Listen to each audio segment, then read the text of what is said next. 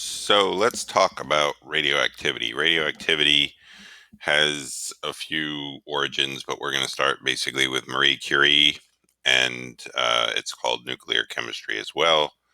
Marie and Pierre determined they had known in science that uranium gave off some weird beam of energy, and they were the ones who actually were able to separate what it was and figure out what particles it was, and that further contradicted Dalton's theory. And I know what you're thinking is, what year did this happen? And I'm thinking the same thing, and I did not write that down. So with a quick Google, Curie's experiment, I'm going to go with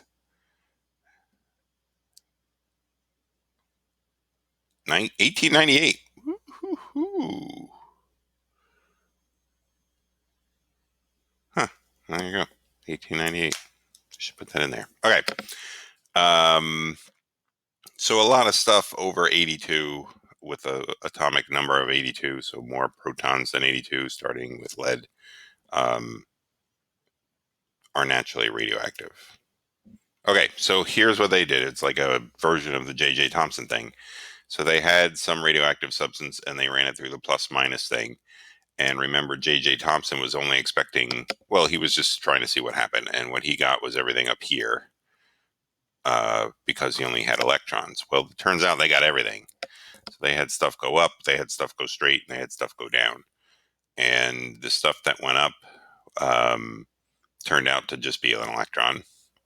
The stuff that went straight is gamma rays, and the stuff that went down are those alpha particles that Rutherford used to shoot through gold foil. So it all comes full circle. All right, so they have something for everything. Let's take a look at that. So the alpha radiation is a helium nucleus. That's what an alpha particle is. That's what Rutherford was shooting through the gold foil. And the helium nucleus has 2 protons and 2 neutrons and has a charge of plus. So the electrons are absent. And it doesn't penetrate things very well. It has low penetrating power. The beta particle, it turns out, is just an electron. So there you go.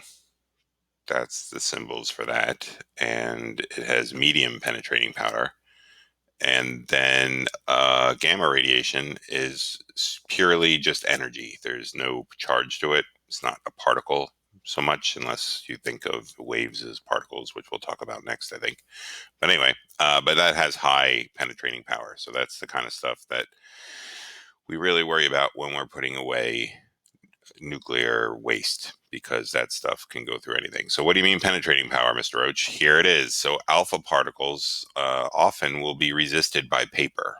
So if you have something that is goes through nuclear chemistry and releases alpha particles, it will often, you can protect yourself just with paper, as well as skin.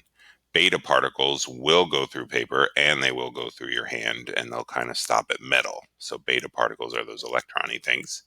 Neutrons, as a result of nuclear chemistry, some will see that sometimes they fly around. They go through paper, they go through your hand, they go through metal, and they get stopped sort of by water. And gamma rays go through lots of things, and that's the problem. And that's why they put them in concrete and lead barrels. Because when they have nuclear waste from uranium power plants, because that's the bad stuff. All right. So here's basically how this will all go down. Oh, by the way, well, okay. Here's how this will all basically go down. Uranium goes through radioactive decay or a nuclear reaction, and we call all these nuclides, by the way. So this is called a nuclide, and so is this. I don't know why they do that, but that's what they call them. So sometimes in a question, they'll talk about nuclides. They're just talking about the atoms. All right. So uranium 238, 92 will go to thallium and helium. So notice that when these things happen, the mass numbers add up, right? 4 plus 234 equal 238. And the proton numbers, atomic numbers add up. 90 plus 2 equals 92. So that's how you're expected to do these, is they'll give you some of the information and you're going to have to add things up to figure out what's missing. Okay. Yeah, that's an alpha particle. So here, maybe you want to see that better.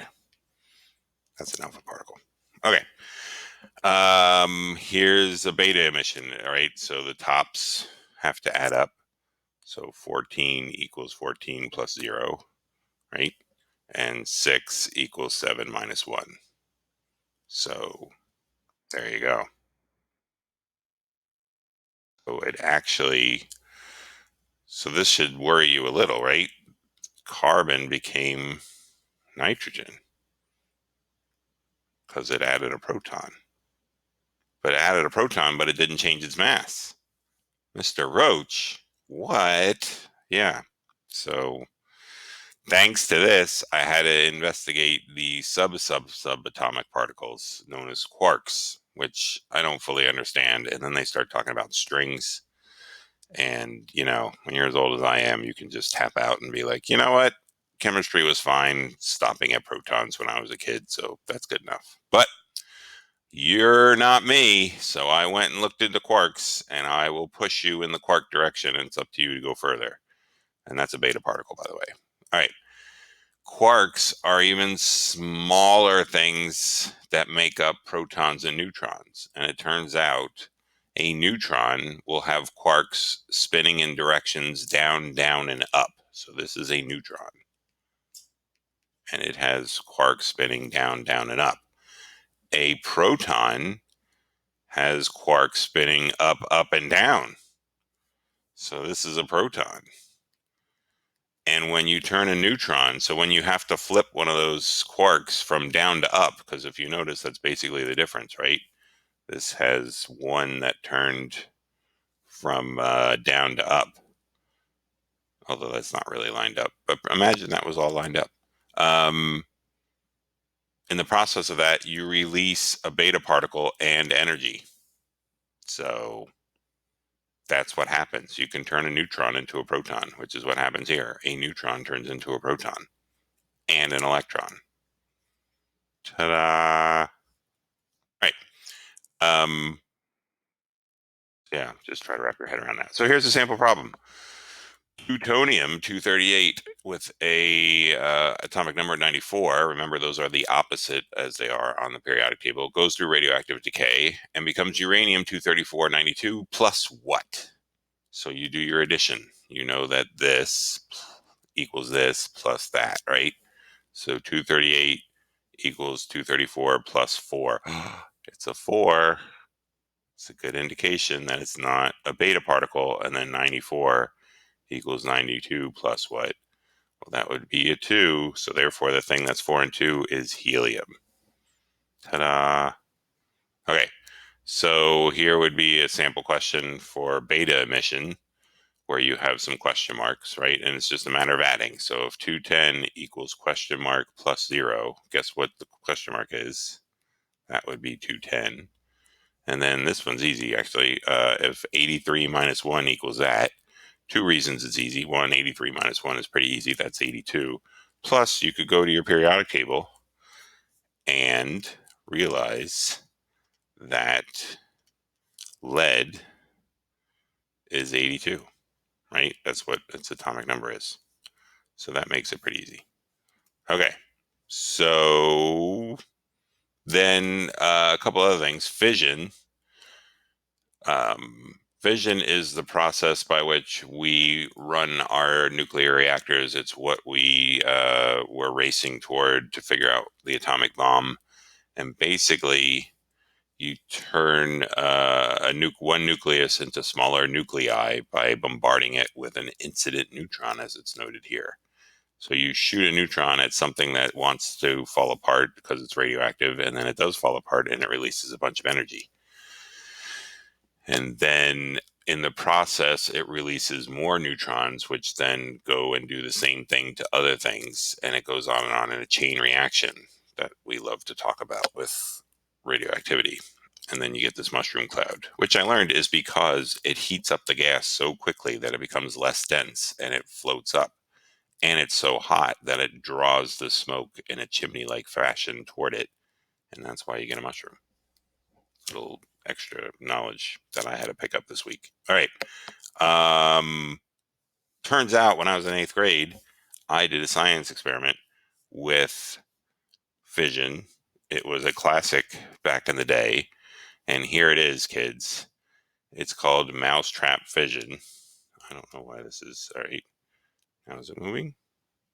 Yeah. So this. So basically, the idea is if that were an atom with one neutron that it was going to release, and then you put all these mousetraps into a fish tank, and then you drop something. Unfortunately, their first one doesn't work. That's sort of an example of a chain reaction. So think about what happens here in slow-mo. You drop a neutron in, it sends one up, which then sends another one up, and so forth. Now, the problem is, as I learned and as this shows, the mousetraps do as much damage as the ping pong balls. So what we should have done, me and these people, is glued or nailed all those mousetraps down so that you could see this a little better, in my opinion. So you put one in, it should send another neutron out, and then that neutron and the original neutron send off other neutrons, and then those neutrons send off other neutrons, right? And then those neutrons send off other neutrons. And that's how a chain reaction goes. So it's not a bad analogy. And it was fun when I was in 8th grade, I thought. So that's fission. All right, so fission means things are coming apart. Fusion, which is what happens on the sun, is things coming together. So on the sun, what's happening is a proton and another proton, basically from two hydrogens, come together to form a helium and a whole lot of energy. So you need high pressure to pull that off and high heat to get it up and running, like the sun.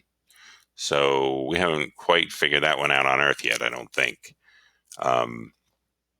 But it is radioactive, and it produces obviously enough energy to warm our planet, even though it's millions of miles away or whatever it is.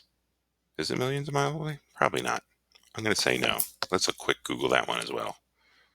Distance of the sun. Let's see. Distance of the sun. No, not million. Probably not. Oh, no, it is. Huh, 93 million. My old age, I'm getting better at estimating. All right. So it turns out this is actually how all elements come to be in the universe. We'll talk about this a little later, but the sun is combining elements one at a time. So our sun is currently just basically using hydrogen and creating helium. But then as it gets older, it'll create lithium from hydrogen and helium. And then as it gets older, it'll create more beryllium from lithium and hydrogen. And it'll keep doing it one at a time. And then when the sun makes all the elements, it supernovas and scatters them out into the universe. So take that. There you go. That's according to Neil deGrasse Tyson. I did not know that until he explained it to me. All right. That is that.